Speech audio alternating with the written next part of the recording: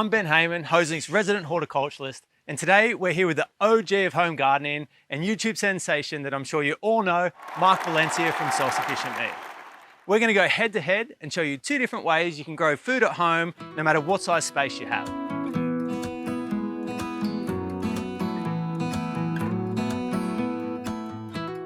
Hey Mark, thanks for having us. So what are we going to be doing today? Well, Ben, we've got this large garden bed here, as you can see, and we've weeded it. The soil itself is pretty old, but it is good soil. The bed's been rested for about 6 months, and it did have a lot of high weeds in it, which we just pulled out. In regards to planting, what we're going to do is we're going to, first of all, divide the bed up into 2 halves. You're going to have your half, and I'm going to have my half, and we're going to do a bit of an experiment. So we'll just divide that up now. Mate, I think your eyes are playing up a little bit, mate. I think we're over here somewhere. Oh. Get out of Bugger. Thought I'd get away with that. On this side of the bed, I'm going to use some of our organic fertilizer that the chickens have made. Basically, I'm just going to use mostly stuff that I've got around our property, things that we've made, like compost, chicken manure, and mulch that I've reused from other beds. And on your side, Ben, what are you going to do? I'm going to use stuff that you can buy at your local hardware, nursery, so you don't have to have a big property like Mark and you don't have to make your own compost and you can still grow great food at home. Yeah, that's exactly right. So what we're saying is, if you don't have the capacity to make all this stuff or don't have the time, you can still buy these products, and that's totally fine. I do that too. I might run out of compost and other supplies from making it, and I'll buy it. But the fun bit will be, how well will those plants grow? We're going to be planting exactly the same plants in each side of the bed, and we're going to make it mirror opposite. That sounds good to me. It sounds like a lot of fun to me. Let's get into it.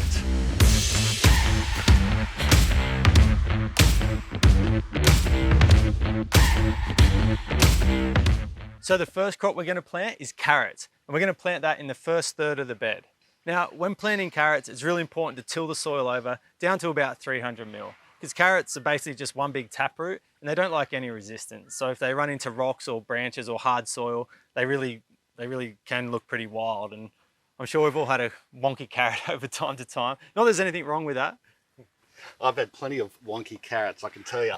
But the other thing I'm going to say is, we're not going to till the rest of this bed, are we? Because A, I hate extra work in the garden, and we don't have to, and B, we don't want to disturb the microbes and the worms any more than we have to. So we're going to be planting out eggplant in the next third, and then tomatoes, just a small type, in the bottom third here. Those plants, they don't need a lot of tilling. They will work their way into the soil anyway. So that's why we're only going to till that 1/3. Sounds good. Should we go get the forks? Let's do it. Let's go. All right, I'll move this out of the way for now. How come you got the big one?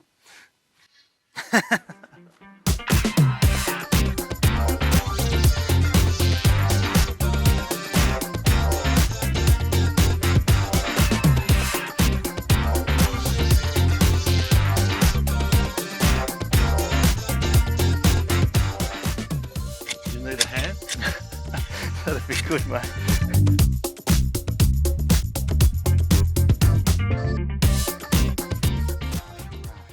All right, so that's the tilling done. What do we do next? Next step is compost. So I'm going to get some compost and lightly till it through the top layer of that. What about yourself? Yeah, I'm doing the same thing. I'll get some of our homemade compost and I will lightly till it, but not as much as Ben's going to do, because sometimes you can do it either way. Sometimes you can dig it in, and other times you can just sort of top dress with compost, and it does a pretty good job.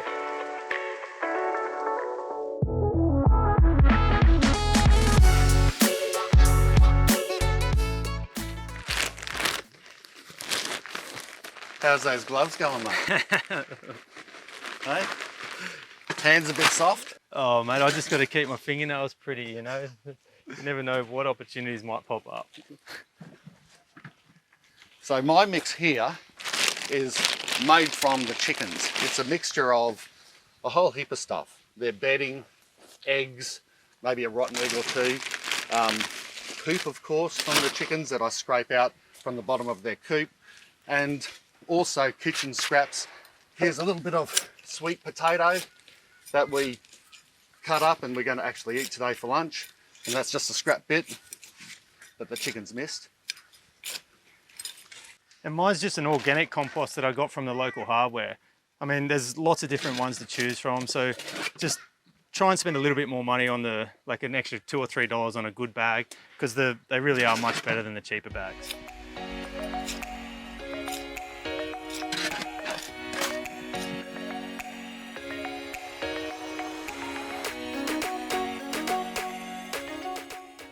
So you're just lightly digging it in, are you, on this side? I just lightly dug it in where the carrots are, but where we're doing the eggplants and the tomatoes, I'll do the same as you. I won't dig into the soil. Oh, okay, cool. Yeah, smells good, doesn't it?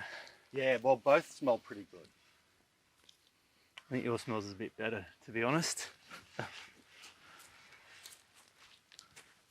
Yeah, I think it does. And that's nice and soft, so the carrots will get straight down into that. Won't have any wonky carrots. Rightio, so what's next then? So next we'll do the carrots. We'll continue to start with the carrots. So what I do is I run reels down with my fingers, and then we spread the seed through. So I might have to take my gloves off to spread the seeds. Oh, really? Well, what I'm going to do is a little bit different. I'm going to add a little bit of mulch to that side of the bed so that I can part the mulch like Moses, part the seeds, and then I'll sow in that line. So they already have the mulch in situ.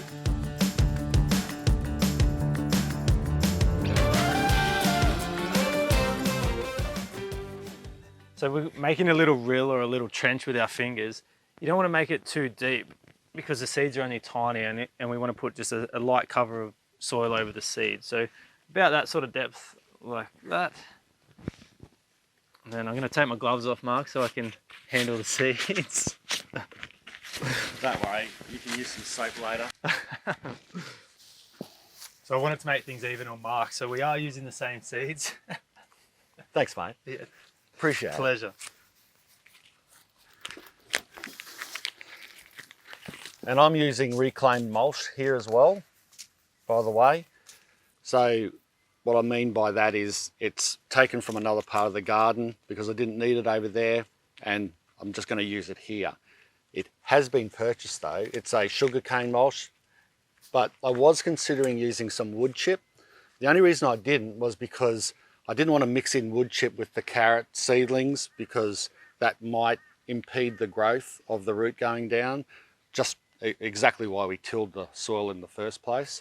So I thought this sugarcane mulch might be a little bit better and more user-friendly.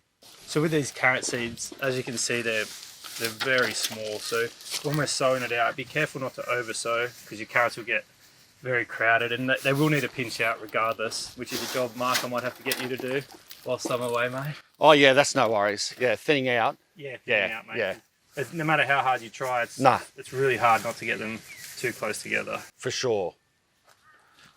I mean, you can try crowd growing them, and I've done that in the past where you just let them come up and then you start harvesting baby carrots as you're thinning them out. But you have to be careful that you don't completely overcrowd them, otherwise you'll just get baby carrots and you won't get any nice big long ones. Mate, you're getting ahead of me. I'm sure you'll catch me in a second, mate. I've got to get moving. So now I'm just parting the mulch here. So once you've got your seeds in their little reel, you want to give them a light covering with the soil from the side. Not too deep, so the seed can germinate and pop its little head up nice and easy. Look at that, Mark, touching no gloves. Mate, you're learning. You're toughening up. Yeah.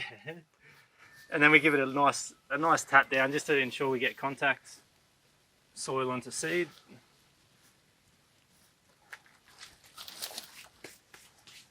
That's my carrots done. Might go and have a cup of tea while you do yours. I'll turn it up. You're nice and thick, don't you? Get back over your side. My bad. No, I'm only joking. Feel free to help me out. No, nice and deep. Yeah, your Yeah. mulch is quite thick, yeah. Well, this will break down. You'll be surprised. You know, in a matter of months, this stuff just gets absorbed back into the garden bed. Yeah, it breaks down really fast. Yeah. And it's a nice form of nitrogen for the soil too. Yeah, exactly. Yeah. So it doesn't just, mulching the bed doesn't just, prevent other weeds from growing and, lock in the moisture, which is what we want, but it does also, as you said, break down and give nutrients back to the soil, which in turn the plants use. Okay, so I'm just going to woozle the soil up. That's the technical term. Is that right, horticulturist? Woozling. How do you spell that? W-O-O-S-H-L-I-N-G. Yeah, that's exactly right. That's a technical term? Hey, what type of carrot are these? These are a Navarro F1. F1, what's that mean? Really fast. So F1 is hybrid. So it's not GMO or anything, but it means that it's been bred between other carrots, and that seed then should turn into a really good carrot. So it's got the attributes from 2 separate carrots or so, and it should grow a lot better apparently. It's just man intervention trying to get the perfect carrot, really. Yeah. All right, so I've thrown the seed in there, and I'm the same.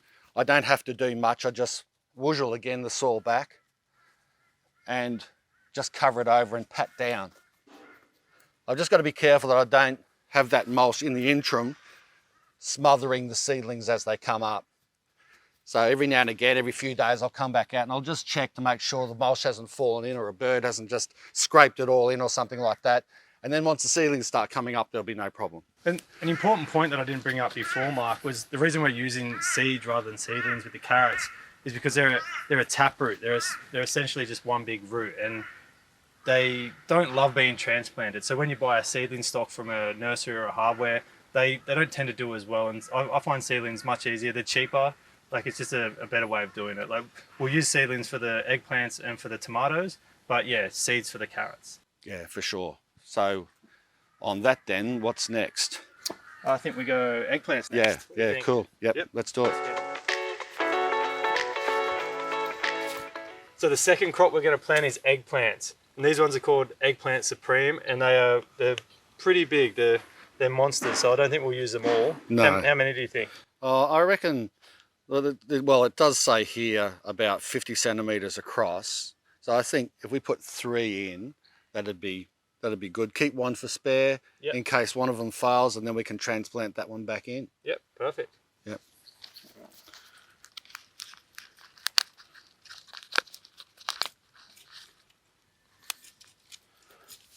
So again, I'm just parting the mulch, and then I'm just pushing down with my hand and planting it up to the stem level where it's level with the soil originally. A tomato, you can plant it down a lot deeper up the stem, but eggplants I like to plant just about where it's growing.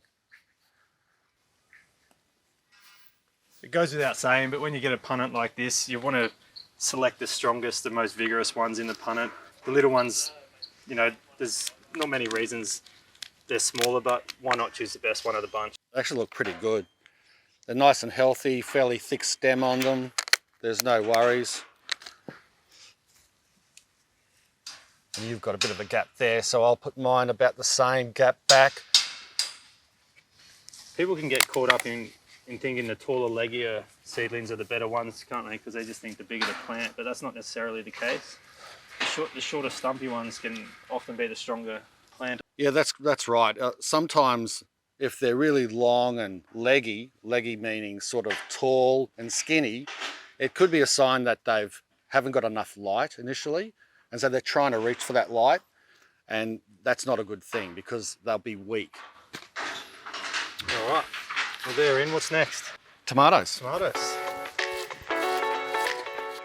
All right, so what's this tomato? This is a Tumbler Red.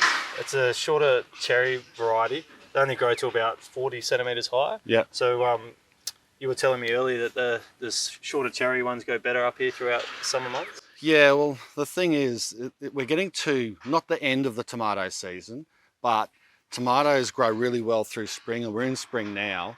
So planting a smaller tomato that'll develop a bit quicker will just get a crop in before it gets into summer and it gets too hot and they start to really suffer. So I think it's a good choice. Yeah, see, these are things I don't have to take into account down home. Our summers are nowhere near as harsh down there. So yeah, it's all learning. Yeah, and these are a tumbler, which sounds really cool. And they'll tumble over the edge. So do you think we should stake them? Why don't we stake two and not the other and see what happens? Oh, that's not a bad idea. So stake 2 of each. Yeah. And what about the eggplants? Should we stake them? Yeah, Because they get pretty big. I think we should, yeah. So we'll stake them as well. And we won't tie them up yet, but putting the stakes in now, how does that help? That helps because it prevents you from damaging the roots in the future. So whilst they've got a small little root system, you can get a good stake down and you're not damaging any roots. If you let the plant get big, then you have to pierce through and you'll tear and rip some of the roots, and you can definitely damage the plant in a probably bigger way than people think. Yeah. All right, cool.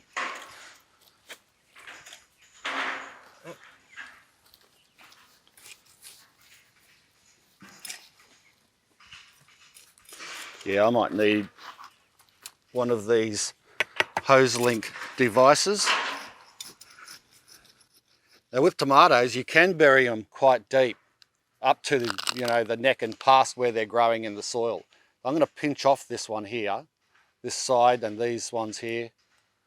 Just pinch them off, these side shoots, and I'm going to bury it another inch higher than where it is at level ground. What benefit does that give it, Mark? Well, yeah, that's a good question.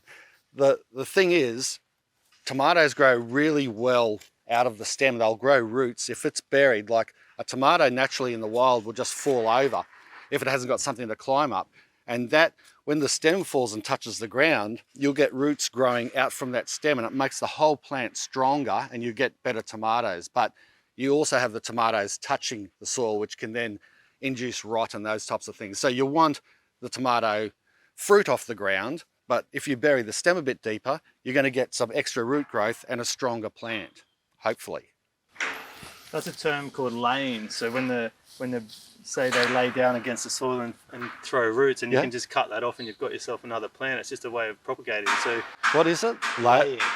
Laying, yeah. Oh, there you go. That's pretty cool. Works with all sorts of different plants do it, like hydrangeas and azaleas, and yeah, but tomatoes definitely do it. So you can have multiple tomatoes for the same price.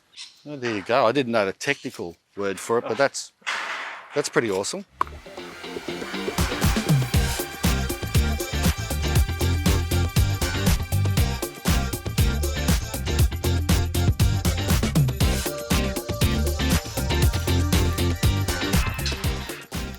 Okay, so what are we staking? 2 on the ends, say? Yep. And all the eggplants? That's right. Okay. So these are one of the more robust stakes I've ever seen. What are they? Well, these are my old army stakes. I don't know, have you ever heard of a tack sign? Tactical. I have not. Oh, well, in the military there's a thing called a tactical sign, and in the bush, when you locating something, you put this into the ground, and there's usually a sign on this, and it shows, it's just a code, and it shows what's what, and the enemy can't understand it. So I commandeered these when I left the military because I thought, you know what, they would make a fantastic garden stake, and I like them. You could call them a devil stake, and you do see them in gardening stores, and they're good because they've got that devil thing on the end of it, and you don't have to put them in too deep for them to be really stable because of that devil action. And that's why I like using them. I think the sign on mine might say winner by the end of this. Well, it could, mate. You just don't know. Don't be nice. No. I like your enthusiasm. I like your confidence. Now, Mark's nearly finished his bed. It looks, he's still got to water in, but I haven't even fertilised yet. So I'll go grab the stuff I got from the harbour and explain why. And while he's doing that, the reason why I don't have to use any of those extra products is because the compost that I use has an extra nutrient factor in it. It's got plenty of chicken poop in it, which is high in nitrogen, and that's why I don't have to add any extra fertiliser just yet. But I am going to finish by watering in these seedlings with some seaweed mix. So I like to fertilise with a few different things. I use phosphorus, potash, and a bit of chicken manure. The reason I use the potash and phosphorus is it's great for root growth and root development. So in particular, it's very good for the carrots. The potash increases your fruit's yield, the quality of your fruit. So for tomatoes and eggplants in particular, with such a big fruit, it's incredibly helpful. So I throw down a handful when I'm planting, and then at the first sign of new fruit, I throw down another handful of the potash, and that just encourages that fruit to come along. So I'll get this onto the bed and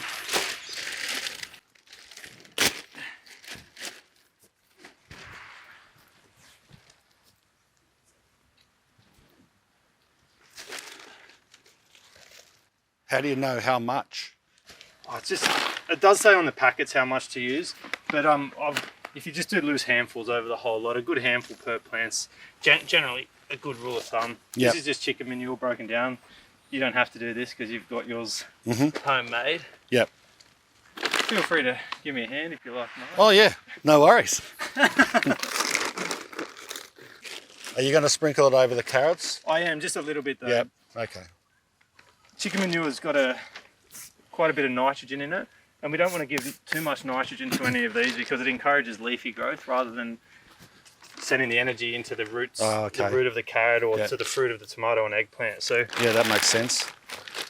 So yeah, just a light sprinkle. A light sprinkle, yeah, okay, yep. Over the whole bed, and I'll do a bit like that.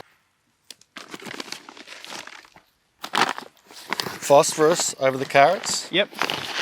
Great for carrots for the root development. And you say you want this hit up again when they start fruiting. Yeah, so when the eggplant and the tomato, this is for the potash. So yep. When they start fruiting, you see those little fruits starting to develop. Yep. Give each plant a good handful, and that'll bring on the fruit really well. All right. All right. All good. Now we get up to mulching. I might use this knife this time so I don't struggle this one. Yeah, that's a good idea. That worked a lot better, didn't it? Much better, yeah. Much better.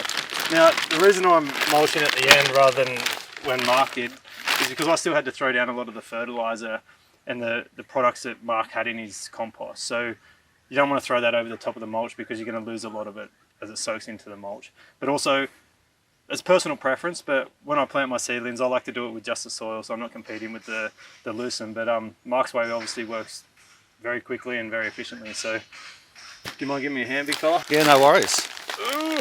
So lucerne, as opposed to sugarcane mulch, there's an interesting distinction there.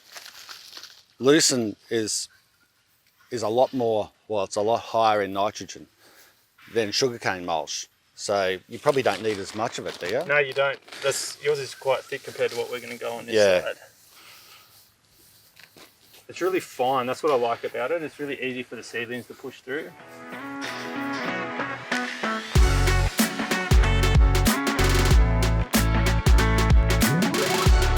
How's that looking? Mate, they look good. You can tell by just how different they look, how there's more than one way to do this sort of stuff. And yeah. It's going to be great to see the results, to see that, just because I've done it this way and you've done it that way, the results are still going to be fantastic, I'm sure. Yeah, I reckon. I think they're both going to grow well, but it will be interesting to see if there's any slight differences. Yeah, so, I mean, this side anyone can do. All you need is a container, a pot, anything. So you don't need a beautiful big property like this. And, yeah, you can have plenty of nice food, just like you do in the whole of your yard. Yeah, exactly. And if you do have the time and the space, and you can make your own compost or get some mulch from somewhere else or get some wood chip or whatever, you can be a bit more rustic and use that side as well, like I've just done, and get a lot of this stuff for kind of free. So. All right, so we're up to watering now, so we go and get the seaweed tonic?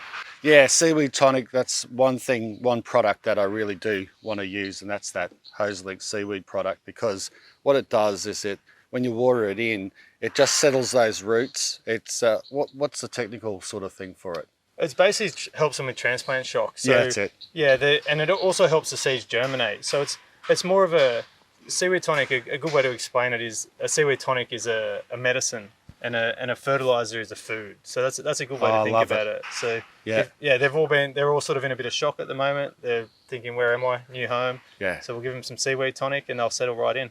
How cool was that? Yeah. All Let's right. go. All right, we've got the seaweed tonic. I'll probably use about 30 mils. I haven't got a measurer, so I'll just go by the eyeball method. That's about right. And I'm going to use the Hoselink fertilizer mixer.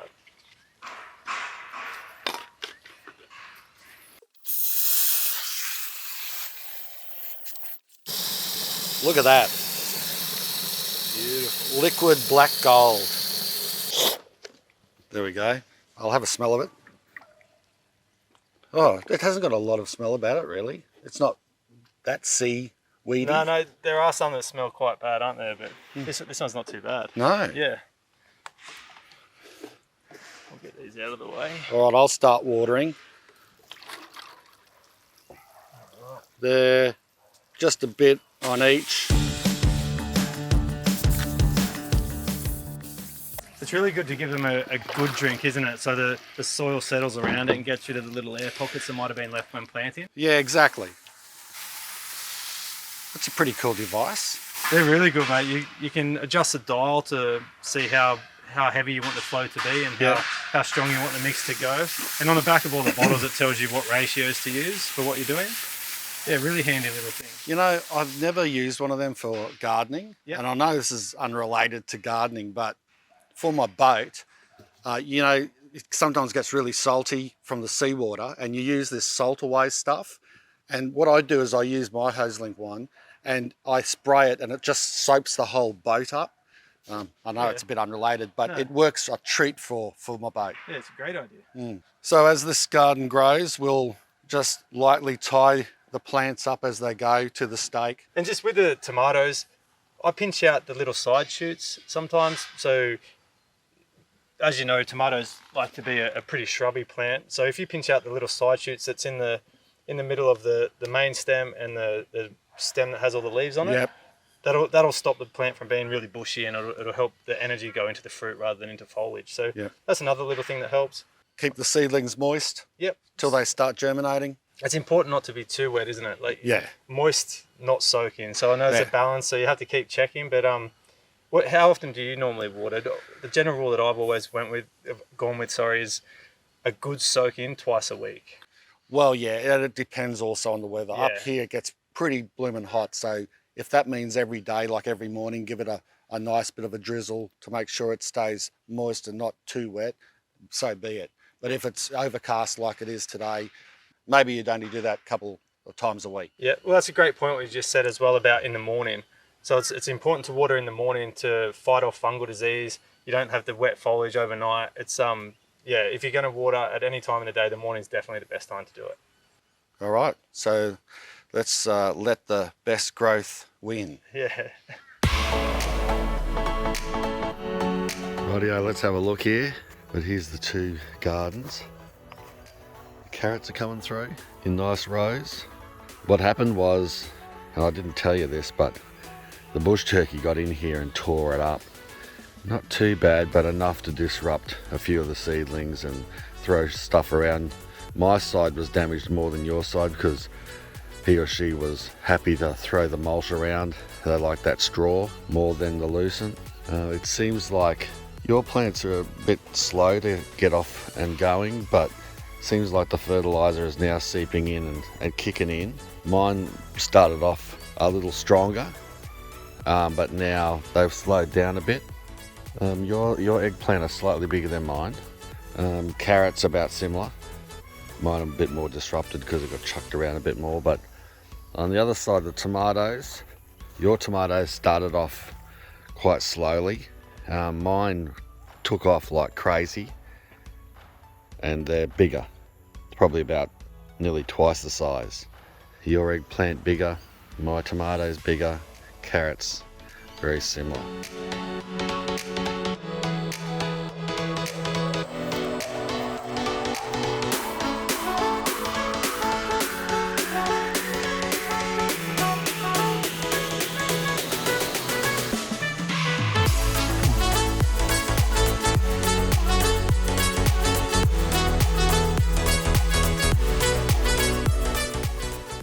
Well, Ben, I think you're going to be pleasantly surprised. Yeah. And here we are, 3 months later. Look at the carrots. Gone wild. Ballistic, hey? All right. Eggplants. Look at this. Yeah, I left that one there. Yeah. That was your side. Look at your guy. He's going well. So you can see there's no tomatoes. They've all Yeah. died off. Yeah. Eggplants are still going well because it's the right time of year. Yeah. And yeah, the carrots are going gangbusters. Might have to pull some of these up, eh? Well, I was thinking we do a carrot off Yeah. and we just pull them all up and just, because they are ready for harvest. I mean, you could keep them going for longer and you can let them go to seed as well. But I'm just thinking we could clear this bed out since a lot of it is starting to die back now anyway. Yeah. And as summer hits more here and that really hot sun comes out, these carrots will either bolt to seed and then they'll start to get bitter. So we might as well just harvest them all out anyway and see how much we get each side. Yeah, that'll be interesting. But just remember one thing, the bush turkey destroyed my side more than yours. Oh, yeah. Hardly even touched your side. We had a bush turkey come in at about day 8. Yeah, just when And- they're little tuckers. Yeah, just as they were coming through. And unfortunately, yeah, he just started digging it all up. He was looking for grubs. They don't Yeah. normally eat veggies.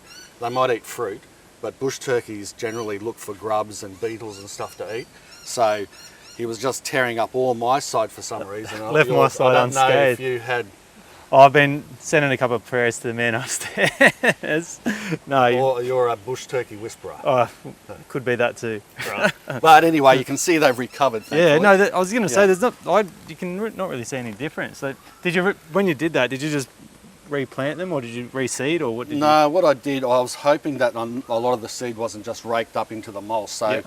I got rid of a lot of the mulch that I had. If you remember at the beginning, mine was hilled up. Yep. I had these rows. You had the lucerne. Yep. That was a little thinner, and the seedlings come up through that beautifully, just like you said they would. Yeah. Mine, I was hoping they'd just come up in the rows. Yeah. But after the bush turkey threw everything everywhere, I had to get rid of that mulch, and then I just be-shoveled it. Yeah. And thankfully, there was enough seeds left in there for it to germinate and come back through. Yeah. I mean, they look like they're on the same level. So So overall, no extra fertiliser while Yep. you guys are away. For the whole 3 months, we just left it at what you had and what I had from the beginning, yeah. and nothing else extra added. I just did a bit of weeding here and there, but apart from that, it just was left to its own devices.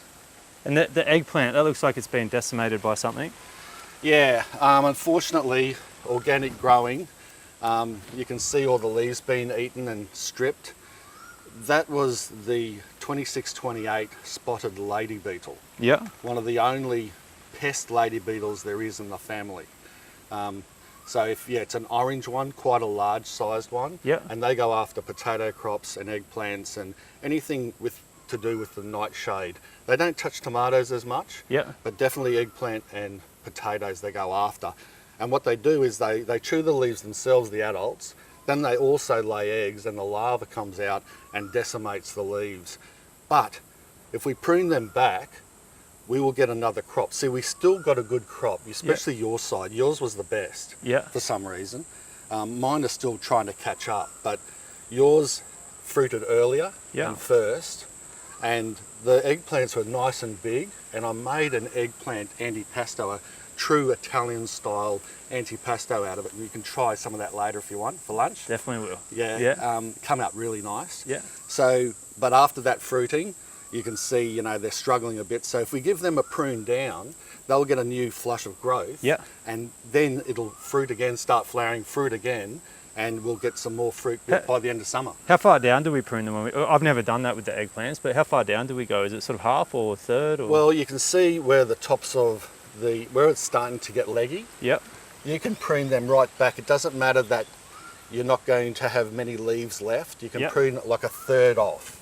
Not at the stems, but a third off down where it's about pencil width. Cut them right off. We'll give them a good haircut, and they will then bounce back. Yeah. I mean, that is one of the negatives with organic gardening, isn't it? But the Yeah. benefits much outweigh the negatives. So that's why we do it this way. I mean, I saved them a bit Yeah. because once I realised, they come on real quick. Once I realised that bug was getting into it, I came around and I was picking them off by hand every day Yeah. and squashing them. They're easy to do. but that's about the only organic way you can do it. Do you mind showing me how you prune them back? Yeah, no worries. Let's go. So do you want me to prune mine first and then you go yours? Yeah, that'd be good. So I take about a third off.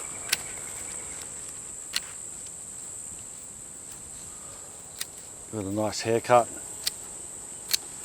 Getting rid of all the damaged leaves, plus you've got pests and that over it as well. They just go all on the ground and get mulched up. You just mow over it all, do you? Yeah, mow over it or get it with the mulcher. It'll all grow back.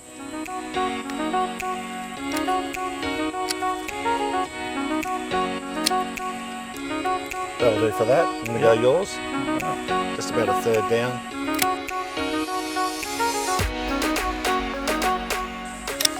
And that, the dead stuff. Yeah. Speaking of the dead stuff, do you get that fruit on yours that's rotten? Do you get rid of that? The rotten fruit? Yeah. Generally I don't. The animals eat it, or I let it fall on the ground, and then you'll get little seedlings come up. Yeah. And then I'll transplant those seedlings into other parts. Like all my eggplants that are over here, besides these ones we purchased, but the ones that are in the garden now have all come up themselves that I've found around the place, and I've transplanted them into the garden. Yeah.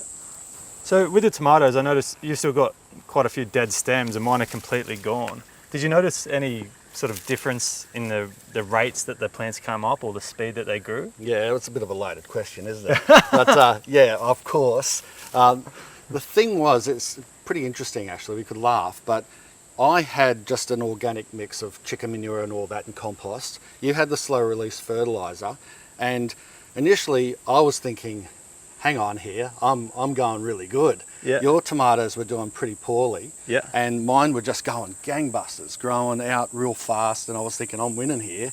But then, of course, the slow release fertilizer started to kick in, and yours started to pick up, and then eventually they came to pretty much an equilibrium. Yeah, was that roughly when they were in the fruit? Yeah. Yeah, so it's kind of like not really a winner or a loser there, really, is it? No, not really. Yeah. These stems just stayed here, mainly because I left them there. Yeah. No, I don't know. They just disintegrated more. Perhaps the bush turkey jumped up and scratched yours off. What is interesting though, some of the fruit that's fallen off has started to produce some seedlings here. Yeah. Oh, there's plenty of them. Yeah. Yeah. So you've got maybe 20 or so on your side. Yeah. None on my side that I can see, but we can reuse them and plant straight back into this bed, zhuzh it up a bit, give it a bit of fertilizer, some compost, and grow another lot in here. So it sounds like there was a significant difference in the start and the different paces that the tomatoes went. How about the eggplants and the carrots? Were they similar or? Yeah, well, the carrots seem to grow pretty similar for some reason. Maybe they don't need as much nutrition as perhaps the eggplants, but the eggplants, my side, my one on the end here died from the beginning. I'm not sure if that was the bush turkey. Yeah, maybe. But what I am sure of is that these didn't perform as good, and I think because my mix wasn't as fertile as your slow release, so your eggplants grew better. I could have prevented these dying off by adding a little bit of extra compost or fertilizer to them, but yeah, in all honesty, yours grew better because of that slow release fertilizer. They're quite a hungry plant, aren't they? So maybe that bit of extra feed was the reason. So. Exactly, I think so. They produce a big fruit, so they need a lot of energy, and that's exactly what happened, I think. And it's good that you didn't sort of do what you probably naturally would have done and fertilise it. It's good that you let the test sort of play out. So yeah. Thanks for letting me win that one. Yeah, no worries. But with the carrots though, that is another story. It's hard to tell. They're both fairly bushy. We're only going to know until we harvest them. Yeah. So I think we should get into it and harvest them. Yeah, let's do it.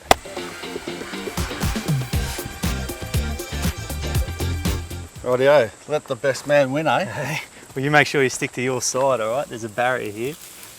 No, don't you be pinching my carrots. Get over there. And it's good to see that you're not wearing gloves too. Yeah, good on you. Look at that. Oh, that's a good start. Hey. Oh, I think that one's fatter though. Oof.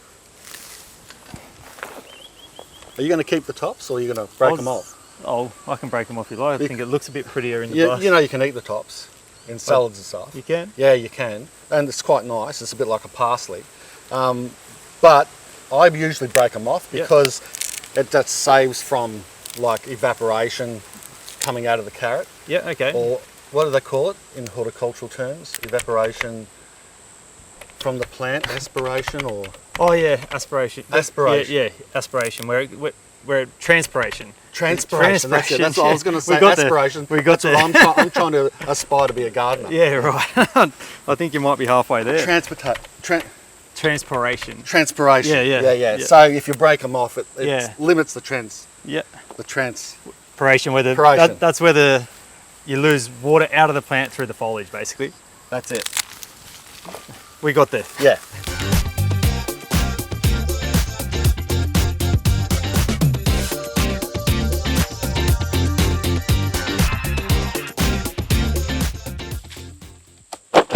Are you done? I am done, mate. How about you? Yeah, nearly finished. That's about it. I mean, comparing the two, I think on average yours were definitely bigger. No, I feel like you've even got even got a little bit more, to be honest. Yeah. I have to admit, they are slightly bigger. Not all of them, of course. We didn't thin them out. Yeah. So you're going to get some small ones for not thinning them out because they're growing in clusters. But yeah, overall a bigger harvest. I don't know why exactly. The bush turkey did his best to destroy it. It didn't help me as much as I thought. No, but it could have been the fertilizer mix that I put down, that natural fertilizer mix. The carrots might have liked them a little bit more than the organic store-bought stuff. Stuff, and you put down some phosphorus as well. Yeah, which I actually, to be honest, thought it would give me an advantage, the phosphorus, but it didn't. You got a bigger crop and bigger crop. So it just goes to show there's two ways to do it. Well, there's a lot more than two ways to do it, but our two ways of doing it didn't really sort of change too much of the crop. You still got a great crop out of all of your plants. Mark won the carrots. I may have won the eggplants, and the tomatoes are pretty similar, weren't they? Yeah. Fun experiment. Really good experiment. Yeah. I loved it. Well, thanks for having us up here, mate. I really appreciate it. Yeah, no worries. No, thank you. And you know what? After all this hard work, mate, let's go get a coldie. Love to. And a few carrots. Carrot juice. Yeah.